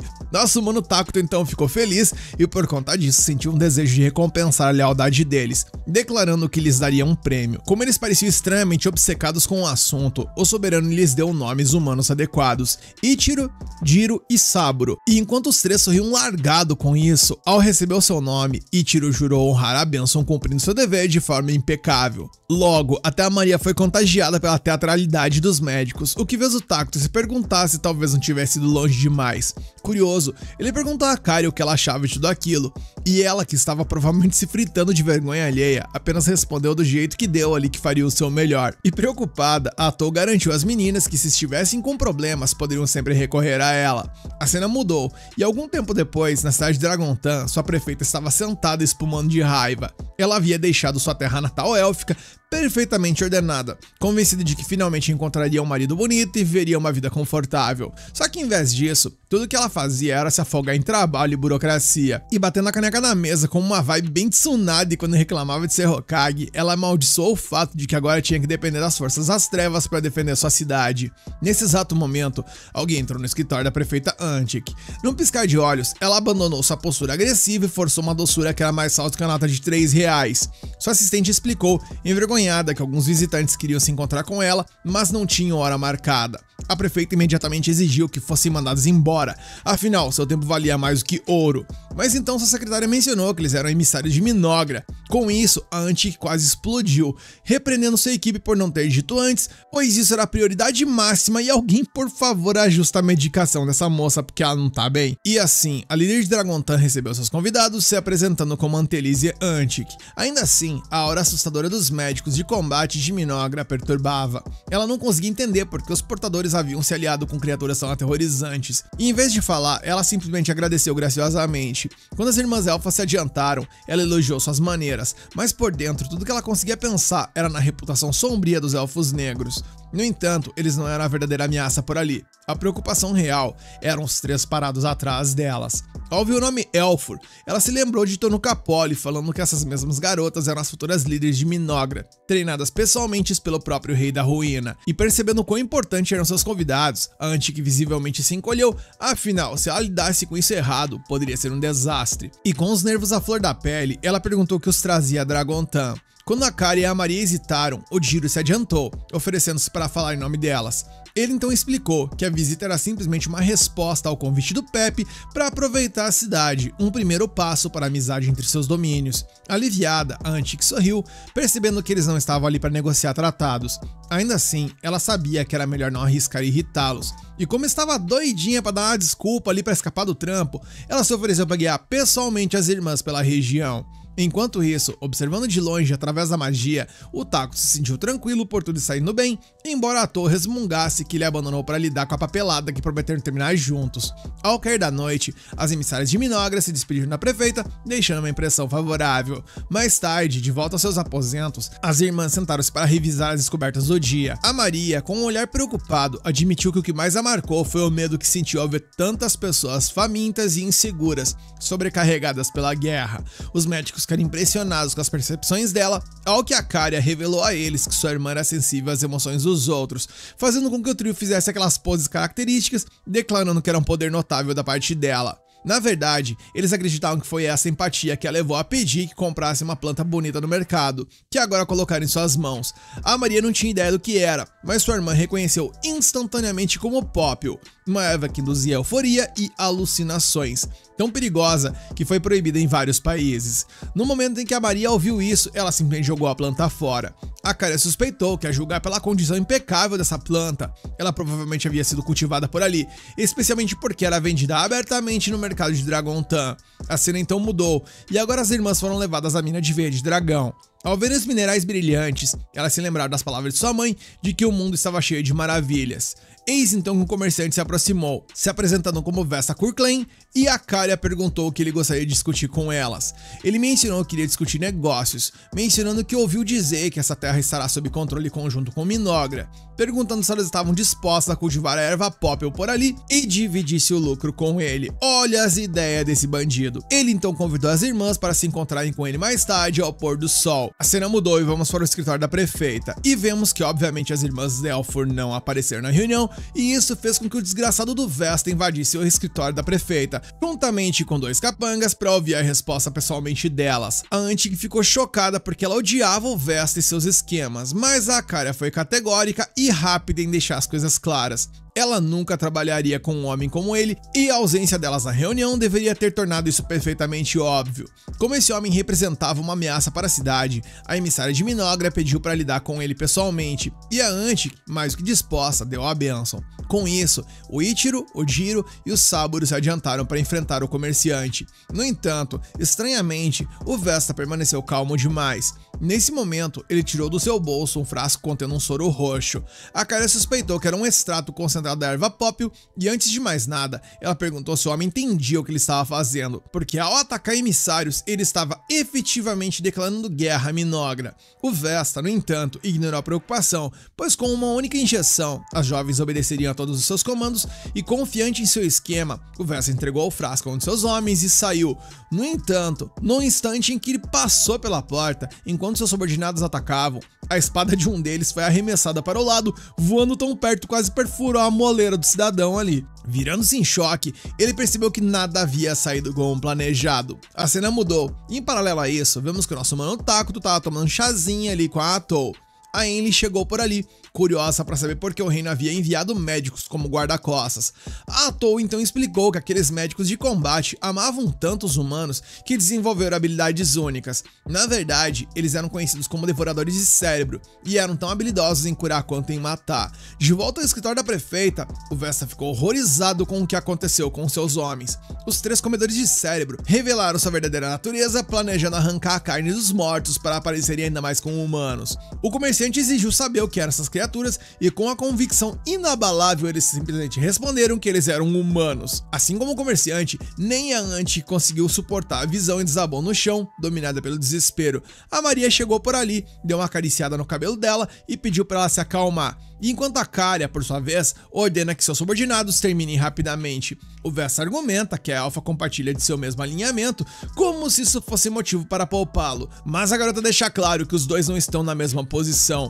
Além do mais, o Vesta mostrou desprezo aberto pelo amado governante de Minogra, e esse é um crime que nunca poderia ser tolerado. Finalmente, assim como Taco lhe disse uma vez, a Kárya lembra que as pessoas más são livres, e essa é a sua natureza. E assim, com a aprovação do rei, ela escolhe exercer essa liberdade, pondo um fim a esse oponente. E perto de Vala, o comerciante implora por sua vida, mas a Alpha ordena friamente aos senhores mascarados que façam jus ao seu nome. Após a treta brutal, os curandeiros se cobrem com as peles dos homens caídos, sentindo-se mais humanos do que nunca. A Kárya se desculpa por deixar o escritório da prefeita encharcado de sangue, e em seguida pergunta educadamente se pode cobrir o custo da limpeza. E vendo a alegria pura e simples da Kárya com tudo aquilo que aconteceu, a Anti que não consegue acreditar que essa garotinha possa permanecer tão despreocupada no meio desse caos. O desconforto que vem com essa percepção a aterroriza tanto, que ela acaba, bem, vocês estão vendo.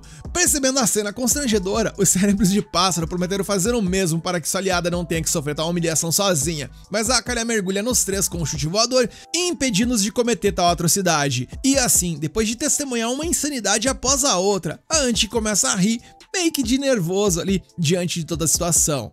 Nisso o episódio acaba, e aí, o que vocês acharam da evolução da Kárya aplicando a filosofia do nosso mano Tacto, hein? Brabíssima, né? O que vocês estão achando do anime até agora? Se vocês querem a continuação, deixa aqui nos comentários que vocês querem a próxima parte, senta o dedo no like no hype pra fortalecer esse vídeo e se inscreve e ativa o sininho para não perder as próximas partes.